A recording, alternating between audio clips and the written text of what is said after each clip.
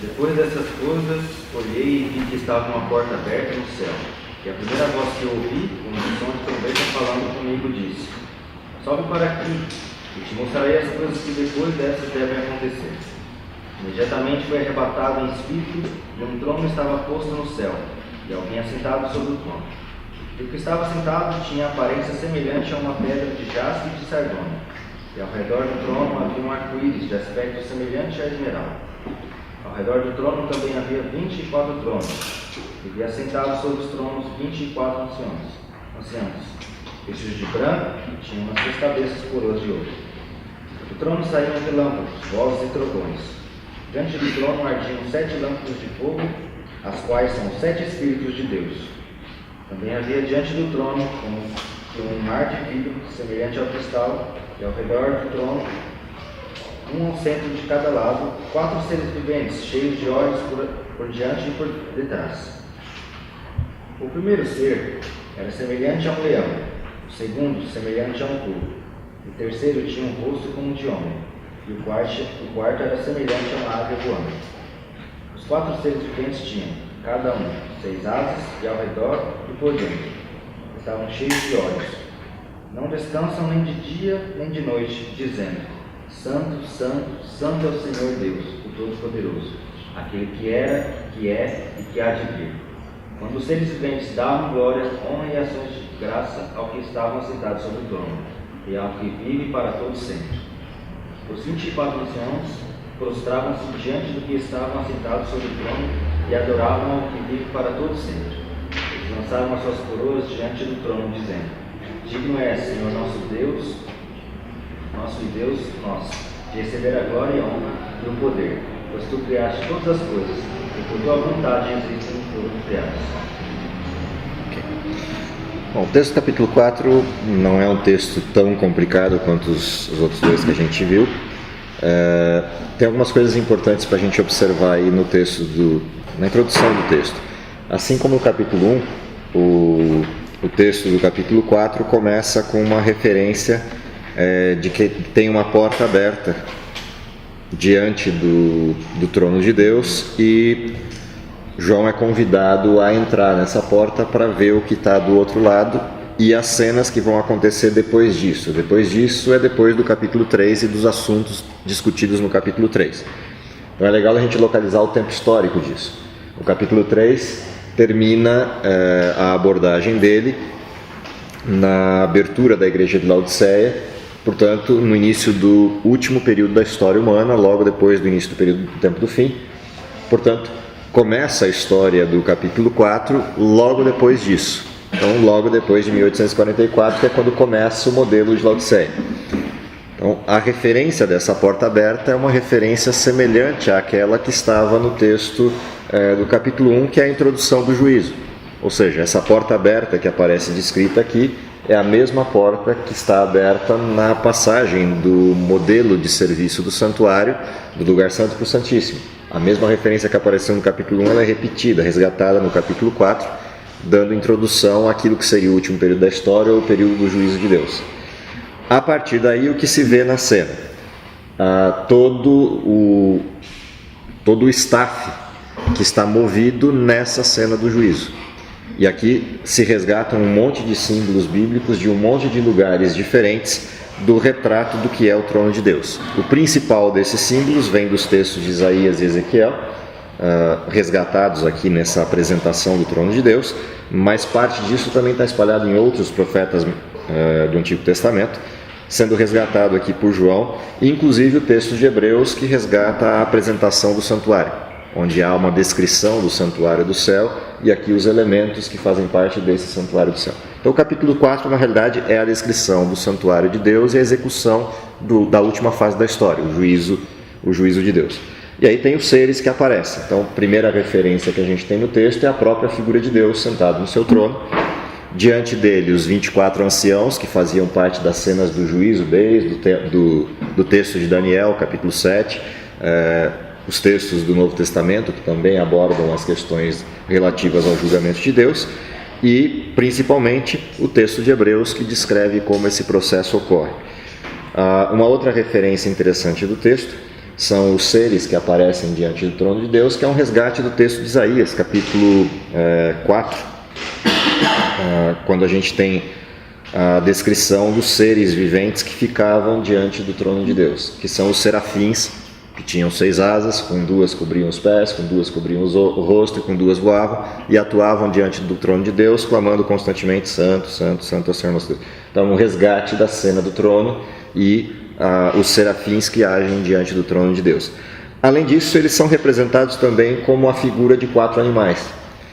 E é curioso porque os 4 animais que aparecem nessa referência são exatamente os 4 animais que os evangelhos listam das características de Cristo. Então, se eu pegar Mateus, a referência que Mateus faz a Cristo, por 28 vezes diferentes, é o leão da tribo de Judá ou o leão. Se eu pegar a figura do bezerro, você vai ver isso relatado em Marcos, também trazendo à tona a figura de Cristo como sendo aquele que é o humilde servo, assim como o bezerro ou o novilho é o servo ou tem a serventia no seu processo de criadouro. A figura do homem é uma figura típica de Lucas. Jesus é chamado de filho do homem o tempo inteiro no livro de Lucas, que é resgatado num desses 4 seres viventes. E a última figura, que é a da águia, retratada no modelo de João. Então, esses 4 animais, na realidade, refletem 4 aspectos diferentes da atuação do Cristo que está sendo revelado no livro de Apocalipse. Lembrando que Apocalipse, o texto do livro de Apocalipse, é a revelação de Cristo e do ministério de Cristo. Portanto, o centro da figura que está abordada aqui no livro de Apocalipse não é Deus, nem os 24 anciãos, nem os serafins. O centro da figura sempre é o papel de Cristo dentro dessas cenas. Então, montou-se o cenário para apresentar qual é a missão do Cristo dentro dessas cenas. E como a cena é do juízo, na realidade quem julga, quem estabelece o juízo investigativo de Deus é o próprio Cristo.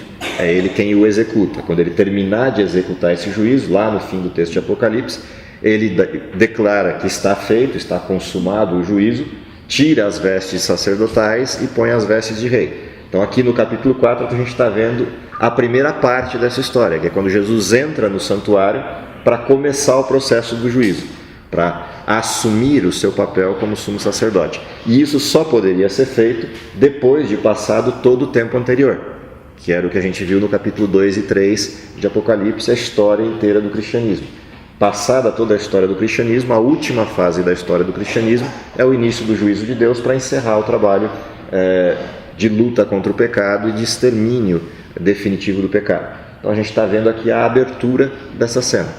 Passou a história, então Cristo ascendeu aos céus, toda a história do cristianismo se passou, todas as profecias bíblicas se cumpriram, só falta completar o juízo para Cristo voltar. Então o capítulo 4 abre exatamente essa cena.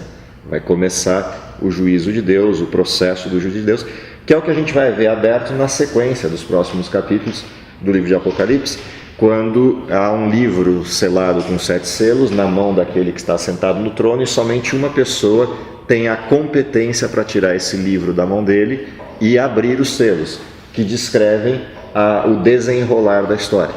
Lembrando que a última referência desses selos, o 6º e o 7º particularmente, dentro dessa descrição, são exatamente a referência da entrada de Cristo no juízo final, no juízo investigativo, ou no juízo que precede o advento dele.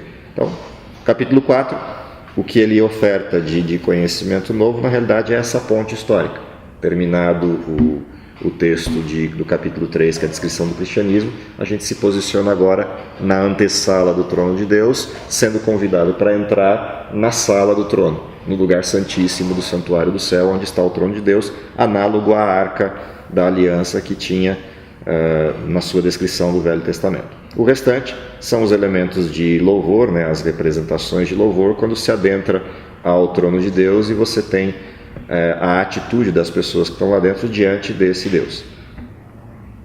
Na carona disso, o que a gente vai ter, que é o capítulo 5, é exatamente a descrição do livro de 7 selos, que é o início do processo do desenrolar final da história, à luz do que a gente já tinha visto no capítulo 2 e 3. Ou seja, os 7 selos repetem a história do capítulo 2 e 3 para mostrar o que acontece no final dessa história, que é o que o capítulo 4 introduziu. Então, o que entrou diante do trono de Deus e tinha o direito de tomar o livro de 7 selos e abri-lo, que é a história do mundo, é aquele que morreu, o leão da tribo de Judá, a raiz de Davi, aquele que venceu, que é a descrição que a gente tem no capítulo 5. Além disso, no capítulo 4, vai ter uma outra referência que diante do trono de Deus tem aquele candeeiro ou aquele que são os 7 espíritos, que é a descrição do Espírito Santo, e a gente fecha a descrição do santuário. O santuário tem 3 representações. Representação número 1, o trono de Deus. Representação número 2, o sumo sacerdote no exercício do santuário, o próprio Cristo. E representação número 3, o castiçal de 7 lâmpadas, o Espírito Santo ou o Espírito de Deus que age dentro do santuário. Além disso, as figuras dos que servem no santuário, os 24 anciãos e os anjos que cobrem a glória de Deus. Então, basicamente, o capítulo 4 é isto. É uma apresentação dessa referência. Quem são esses 24 anciãos?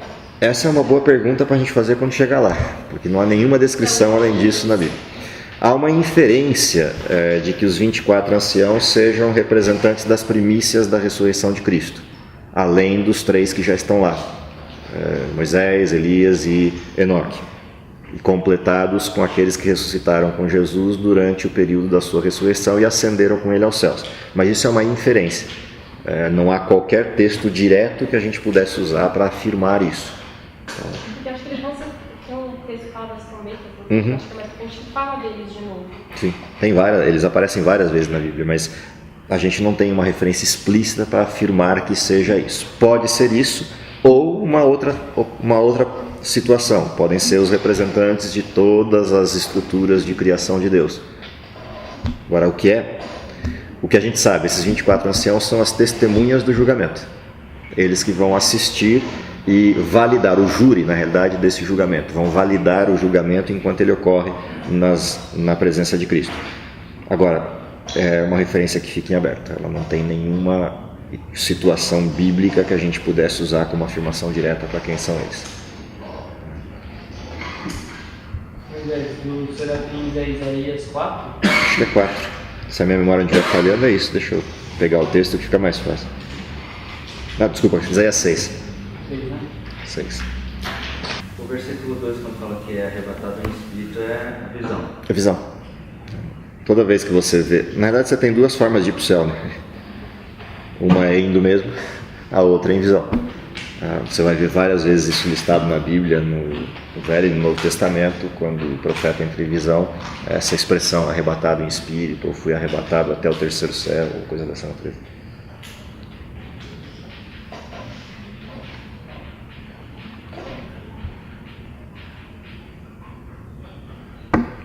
Aqui no versículo 8 que fala que os 4 seres viventes, tendo cada um deles, respectivamente 6 alas, estão cheios de olhos ao redor e por dentro não tem descanso. Não tem a ver que os 4 aqui significa Jesus nos evangelhos. Na realidade, você tem 2 coisas. Você tem 2 símbolos no mesmo símbolo relatado em Apocalipse.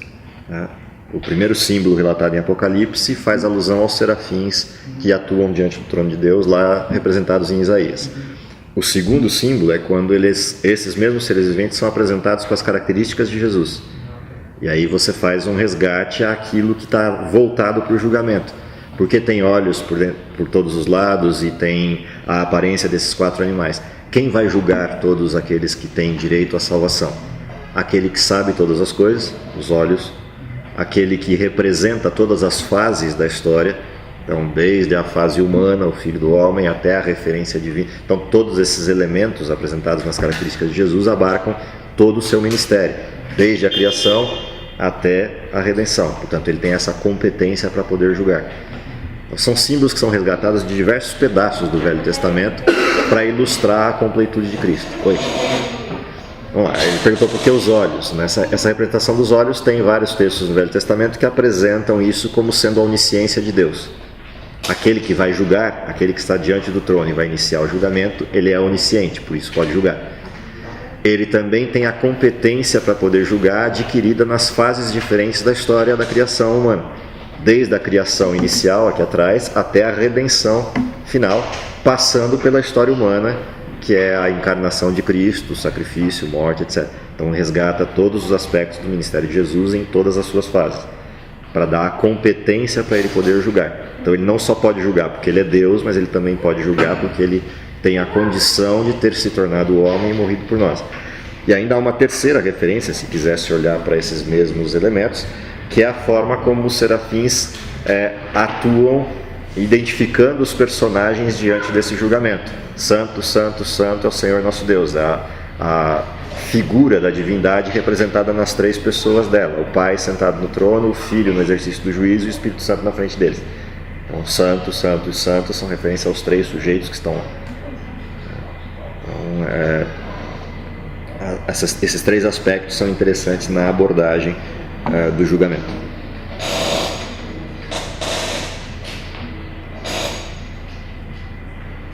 E alguém que está com o carro vermelho?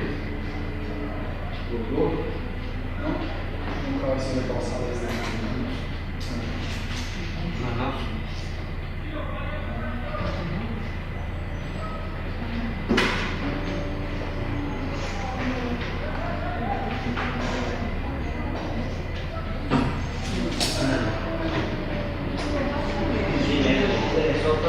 Oi. Só para você entender, os quatro seres viventes então são só a representação da divindade? É um símbolo duplo. O primeiro símbolo resgata de Isaías os anjos que atuam diante de Deus, os serafins. O segundo símbolo é a representação que eles trazem aqui da figura do serviço de Cristo. Então o mesmo símbolo é usado para duas questões no texto. Você não tem aparecendo aqui a figura de Jesus num primeiro momento, só a figura do serviço dele. Por quê? Jesus vai aparecer no capítulo 5, que é quando ele entra na figura de um cordeiro, tal qual sido morto, e toma das mãos de Deus o livro de 7 selos. Então na figura do capítulo 4 você não tem Jesus presente, você tem o serviço dele presente. Representado pelo quê? Por esse símbolo que aparece ali. Ele em pessoa vai aparecer quando? No capítulo 5. Aí ele entra na sala do trono, na porta que está aberta, toma o livro de 7 selos. Quem que entrou primeiro na sala do trono? João. Foi convidado para entrar na sala do trono e assistir a cena. Que cena ele vê? Tudo está pronto para começar o juízo. Quem falta? A pessoa. Quando é que ele vê a pessoa chegando? No capítulo 5. Quando ele vê o livro, ninguém pode tomar porque ninguém é digno de abrir o livro, e aí ele começa a chorar em desespero porque a história humana não vai ter solução, porque ninguém pode abrir aquele livro. Aí entra Cristo como cordeiro tal qual sido morto e toma o livro da mão daquele que está assentado no trono. Na verdade, esses capítulos são um pacote. O capítulo 4 e 5 é um pacote fechado. Então, aí, olhando o quadro isolado... Olhando o quadro isolado, você só tem o cenário. Você tem o cenário. O cenário pronto para receber aquele que tem a competência para julgar, mas ele não chegou. Ele vai chegar no capítulo 5.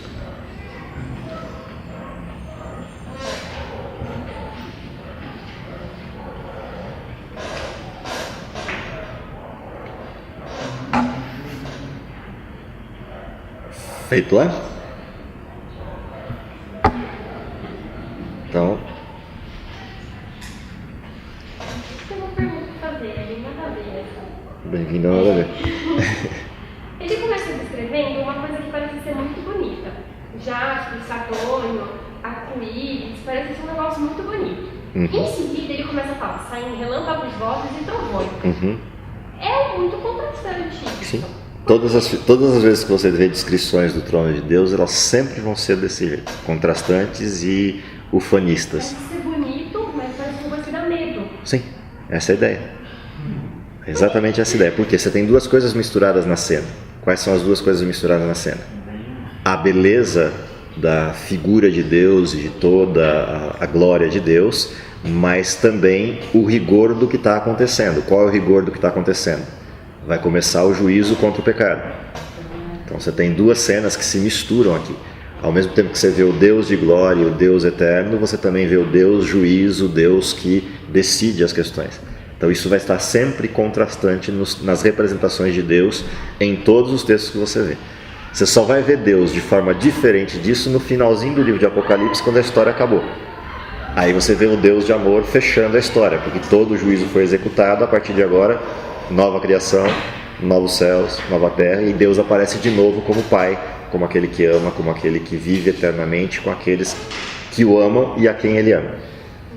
Então, essa figura contrastante do Deus Pai, do Deus Amor, do Deus Glória, com o Deus Juiz, com o Deus que executa a sua vontade, ela vai estar presente em todos os textos. Se você vê o texto de Isaías 6, na descrição do trono de Deus, quando Isaías é pontuado como chamado, o que ele vê é a mesma descrição. Se você for ver a descrição que Ezequiel faz de Deus, é mais ufanista do que os dois. É mais terrível do que essas duas descrições. O próprio Apocalipse, se você for ver a figura de Cristo, se você tentar descrever aquilo e desenhar, pega a figura do capítulo 1 e tenta desenhar Jesus com a figura que ele descreve. Uma espada saindo da boca com 2 gumes, os pés com ouro como a cor de latão reluzente, o cabelo branco como a neve. Se você for tentar desenhar isso, vira uma figura horrenda. Então, é uma mistura que contrasta o Cristo justiça, o Cristo amor, o Cristo juiz. Para o povo judeu, naquela época, para eles entendiam perfeitamente essas coisas. Não tudo. Eles entendiam essa questão da soberania de Deus, desse Deus terrível, mas não todas as cenas da história, porque isso aqui não tinha a história. Eles estão vendo o processo antes de acontecer. É mais fácil para a gente entender olhando para trás do que para eles entenderem olhando para frente. O que eles conseguiam entender disso aqui é a descrição do trono de Deus, porque isso eles já conheciam de Ezequiel e Isaías. Mas a ideia que eles faziam de Deus é aquela ideia que estava presente no texto do Velho Testamento. O Deus Todo-Poderoso que chamou Israel ao arrependimento e eles não se arrependeram. Então tem uma figura de peso ali, de julgamento, figura de autoridade, que é o que eles conseguem compreender olhando para lá. Mas é uma figura parcial, eles não conseguem ver o todo disso. Lembra, a profecia nunca foi dada para a gente olhar para frente, né? A profecia foi dada para a gente olhar para trás, para saber que Deus é Deus, para saber que Ele revela a sua vontade, para saber que Ele cumpre o que promete. A gente até pode tentar olhar para frente para ver o que vai acontecer no sentido geral, mas se você for para o contexto específico da profecia e tentar entender como as coisas vão acontecer, nenhuma profecia, nem bíblica e fora dela, vão descrever como as coisas acontecem, só descreve o que vai acontecer, porque elas não foram dadas para isso. Então, da mesma forma, Israel olhando para frente vai entender só um pedaço. As figuras eles conhecem por causa de Isaías, Ezequiel e Jeremias. Essas figuras são conhecidas para eles por causa desses textos. Mas entender todas as dimensões dessas figuras não era compreensível para eles nessa época. É mais fácil a gente entender o significado de todas essas abordagens do que foi para eles. Até porque eles estavam vivendo essa história. A própria compreensão de Jesus como Messias ficava comprometida. Não que isso seja uma desculpa para eles não saberem que era o Messias, mas no sentido de isso estava sendo vivenciado, então não era tão simples de identificar. A não ser que eles tivessem cumprido todo o papel deles de serem fiéis a Deus, aí o Messias seria natural de compreender quem era. Mas ele veio no contraste de Isaías, e isso é que dificultou a vida deles na época. Eles estavam esperando o Messias rei e veio o Messias sofredor, porque eles não cumpriram a parte dele. Então a figura estava, para a visão deles de época, equivocada. Se eles tivessem voltado aos textos para ler com calma, eles perceberiam que a culpa de estar equivocada era deles mesmos. Mas, de novo, é mais fácil olhar para trás e ver isso do que viver isso naquela época. Mas nos tempos de Jesus eles chegaram a se convencer que era o Cristo mesmo, mas aí já tinha ido longe demais. Aí o orgulho não deixava admitir. No caso dos fariseus, principalmente. Né? No caso do povo, eles viviam a oscilação, né? Altos e baixos do processo. Uma hora criam piamente que Jesus era competente, filho de Deus, outra hora caíam lá embaixo e estavam crucificando Cristo, o mesmo povo que estava sendo curado no dia anterior. Diferente dos fariseus que tinham certeza do que estavam fazendo. Então, esses altos e baixos mostram o que é a superficialidade da fé. Se a tua fé está baseada só em evidências, não em conhecimento de fato, as evidências somem, a sua fé vai embora. Ou seja, Jesus preso, Jesus sendo julgado, as evidências foram para o espaço. A fé acabou. Igualzinho, nenhuma diferença.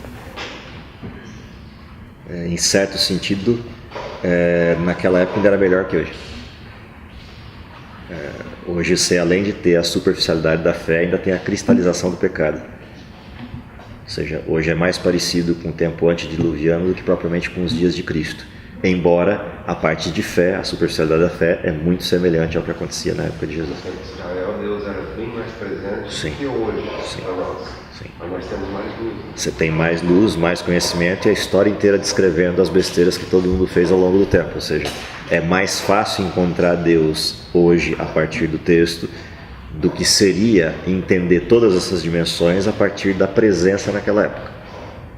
Porque a presença era uma evidência direta, sim, mas ela é uma presença ufanista que sem o conhecimento criava um modelo superficial, igual a cura de hoje, igual os elementos de milagres de hoje. Ou seja, como é que Satanás trabalha com o modelo hoje que eu tenho conhecimento disponível? Ele me tira do conhecimento e me leva para a evidência. E aí eu baseio a minha fé só nas sensações. A mesma coisa ele fez naquela época. Ele desvia o foco. E o que desagrada a Deus na época e hoje é a falta de fé. Porque o povo tinha a conduta do povo de Israel durante os 40 anos. Sim. Tinha nuvem, tinha a presença de Deus que falava, né, com o trovão.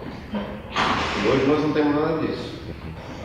E mesmo assim, não demorava um pouquinho, já estava.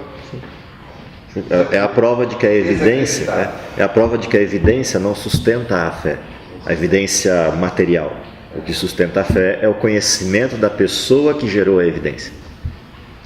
Então, se eu não conheço o Deus que gerou essa evidência, e conhecer no sentido tanto da convivência quanto do conhecimento do que ele é e da revelação da sua palavra, se eu não tenho isso, eu só tenho a evidência ela varia conforme outra evidência aparecer. Ou seja, qualquer ventinho que batia em Israel, a evidência desaparecia, a fé vai embora. Faltou água, perdi a fé. Apareceu a água, estou louvando a Deus. Faltou comida, perdi a fé. Apareceu comida, estou louvando a Deus. Mais conhecimento, mais fé. Quanto mais conhecimento, mais fé. Sem fé. Lembra, a fé vem pelo ouvir e o ouvir da palavra de Deus. Quanto mais conhecimento a respeito da pessoa que gera o fenômeno, mais fé eu tenho.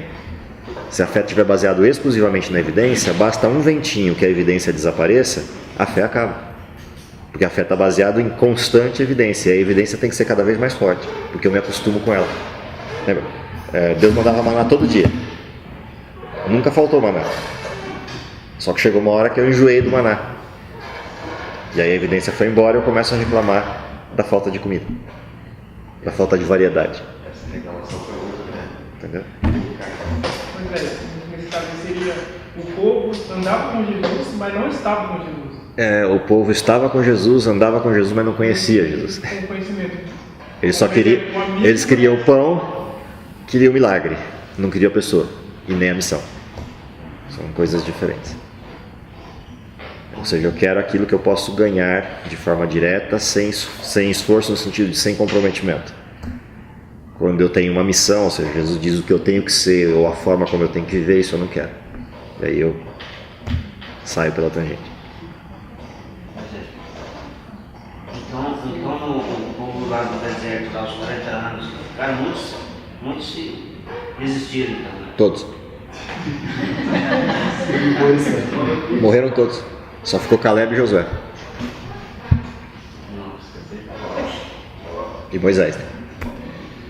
Tirado Moisés, Caleb e Josué, todos morreram e não entraram em Canaã. A geração inteira morreu. Entrou a próxima geração em Canaã. Tanto é que Caleb foi entrar em Canaã, se a minha memória não estiver falhando, com 83, 87 anos, alguma coisa por aí.